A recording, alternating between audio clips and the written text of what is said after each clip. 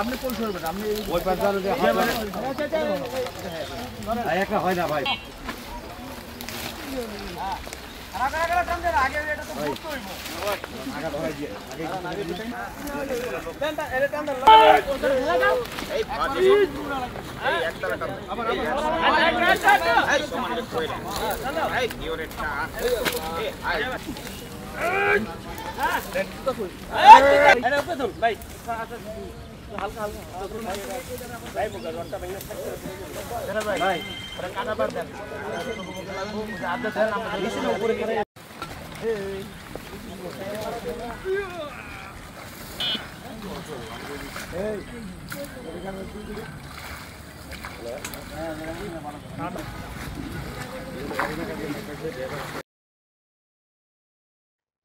আমি সারা দেশের যুব সমাজের প্রতি অনুরোধ করব, আহ্বান জানাবো, তারেক রহমানের প্রতি আপনারা আস্থা রাখুন।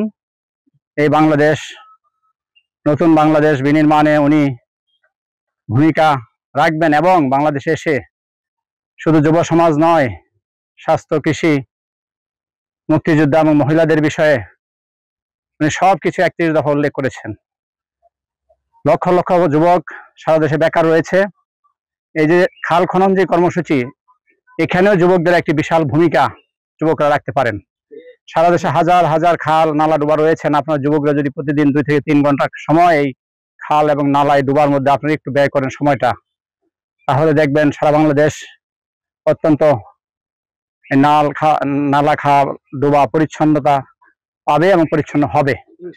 এবং আপনাদের কর্মসংস্থানের বিষয়ে এই আগামী জাতীয় সংসদ নির্বাচনের মাধ্যমে বিএনপি যদি জনগণের ভোটে আল্লাহ রাব্বুল আলামিন দয়ায় ক্ষমতা আসে, সুন্দর বাংলাদেশ, আগামী দিনের বাংলাদেশ বিনির্মাণে তারেক রহমান যে সুদূর আগামী ভবিষ্যতের যে চিন্তা চেতনা এবং তার মধ্যে যে সারা পৃথিবীর বিভিন্ন দেশের যে সকল উন্নয়ন, অবকাঠামো উন্নয়ন, স্বাস্থ্য এবং সুশাসন আছে, এই বাংলাদেশে সব কিছুই তিনি করবেন। তার জন্য আপনারা ওনার জন্য দোয়া করবেন এবং এই যুবকদের 1 বছর বেকার ভাতার দেওয়ার ব্যবস্থা করা হবে এবং যুবকদের কর্মসংস্থানের জন্য বিভিন্ন সেক্টর তাদেরকে ট্রেনিং এর মাধ্যমে বিভিন্ন জায়গায় তাদেরকে পদায়ন এবং মূল্যায়ন করা হবে।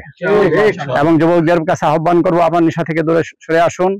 আপনার পাশের ভাইটিও যাতে নেশা আকৃষ্ট না হয় সেদিকে আপনার খেয়াল রাখুন।